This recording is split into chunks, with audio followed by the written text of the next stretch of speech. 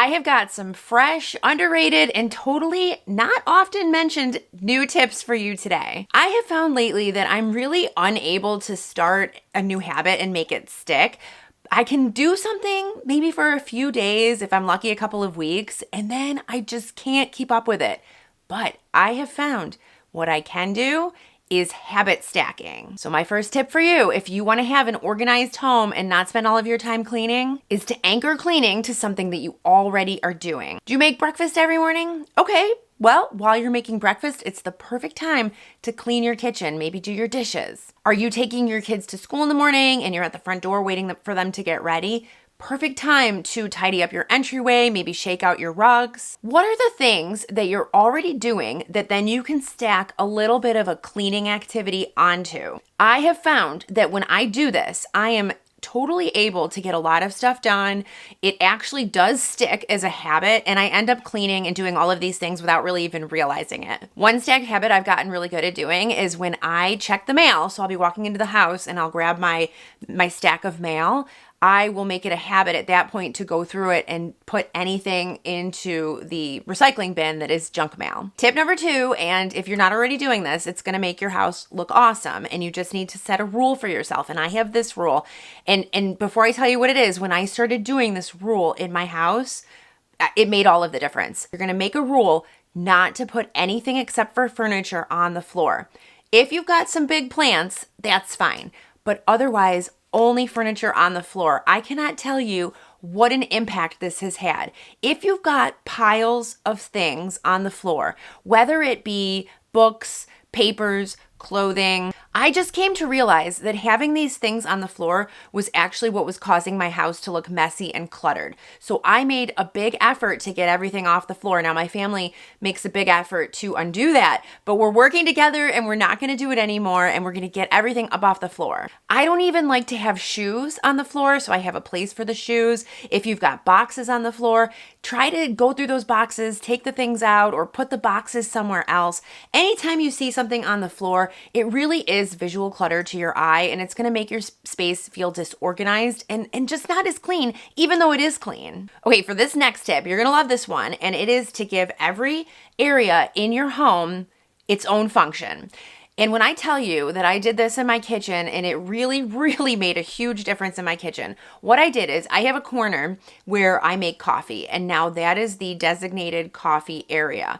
And I'm not saying each room has to have a function. I just have little areas in each room that has a function. So I've got this coffee area in my kitchen. I also have an area that I used to have a ton of paper clutter. Now it's the food prep area. And so I can make food at a moment's notice because it's always clear, because everyone knows this is the food prep area. You could do this in your living room. Maybe you have a shelf for books. So make sure you only put books there. Don't start putting things that you don't know where else to put them. Don't use that shelf for it. Or maybe if you have an entryway and you put your keys and your sunglasses there, don't use it as a place to just kind of put things and store things. Make sure that each area has a function that you know, and then go ahead and use it for that function, and it just somehow keeps things on track and it prevents the clutter creep. If you like content that helps you simplify your home and your life, don't forget to click that subscribe button down below. It's free. So this one, I shared in a video a few months ago how I like to have backups, and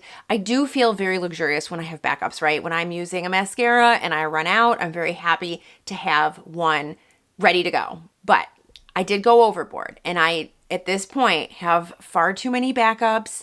I have too much inventory. I can't manage it. And so instead of feeling really good about having these backups and feeling like, oh, this is wonderful, I'm now feeling very anxious about it and almost like I have all of this stuff to manage, and it's stressing me out because I've bought this stuff. I've spent a lot of money on it.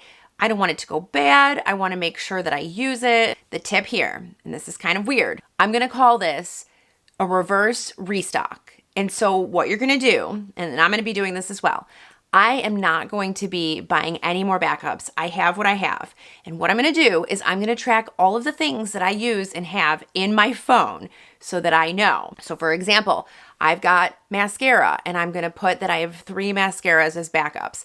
I have a sunblock backup, and I'm going to put that in my phone. This is new for me, but I think it's going to help me because then I'm going to see on my phone what I have, and I'm going to have a better understanding of what I'm going to need to buy, but I'm going to restrain myself from buying anything until I actually need it, until about the time when I actually run out. I think this is going to be helpful because it's going to keep the clutter out of my bathroom and out of my room and any other place that I have this backup inventory. Okay, so now on to tip 5. And if you are struggling with clutter, most likely it is the result of many, many tiny decisions that you've made, right? Just tiny decisions, whether it's to bring something home or buy something or keep something. So you know what? Let's just flip it around and make decluttering a bunch of tiny decisions. And I'm going to tell you how to do it. And I think this is going to be great. So here's how this works. You're going about your day and you are getting a cup of coffee and you're looking at your mugs and you kind of bypass a mug that you never really use and you grab a different one. Okay, there's your tiny moment. You're going to take the mug that you're not using and that you've bypassed and you're going to put it into a donation bin. Just have a bin somewhere in your house that you can donate things. Or maybe you're getting dressed for work in the morning and you put on a sweater and you say to yourself, I don't like the way this looks. Well, don't put it back in your closet. Put it in that bin. Maybe, and I just did this the other day, you open up your junk drawer and you go to use a pen and it's dead. Don't put it back, because I did put mine back. Don't put it back, throw it away. The reason this works, there's a few reasons. Number one, you're not having to set aside an entire afternoon to declutter your things. You're just making this one real-time decision and you're making it quickly, and you know it's the right decision because you've just bypassed the thing that you want to declutter. You're also not pulling out a bunch of things and then just having a big guilt fest. You are just letting go of the things that do not serve you anymore. And trust me, if you do this one tiny item per day, that's a lot of clutter. You're going to love this one, and I need to say this one. So, you have probably been taught since you were a kid that your home needs to be guest ready at any time.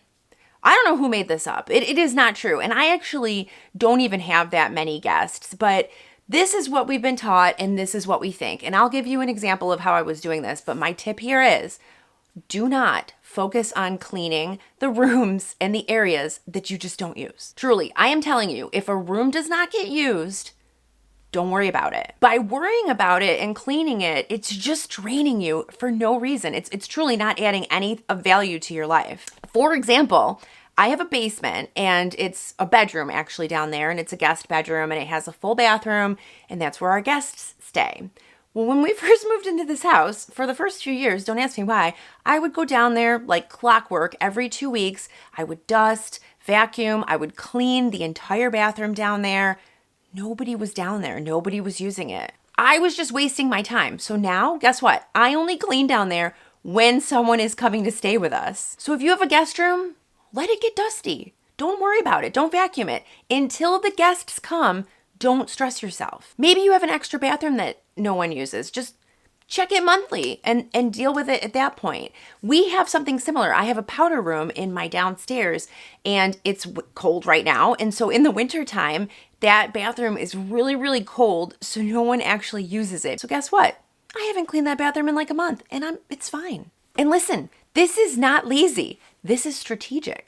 And if you want some additional strategic tips to help you with your home, guess what? I made 2 whole videos on this. I'm going to link them both here. One is on decluttering, the other is on cleaning. These are fantastic tips if you want to be strategic in how you deal with your home. So click on one of them and I'll see you over there. Thanks so much for watching. I'll see you next time. Bye-bye.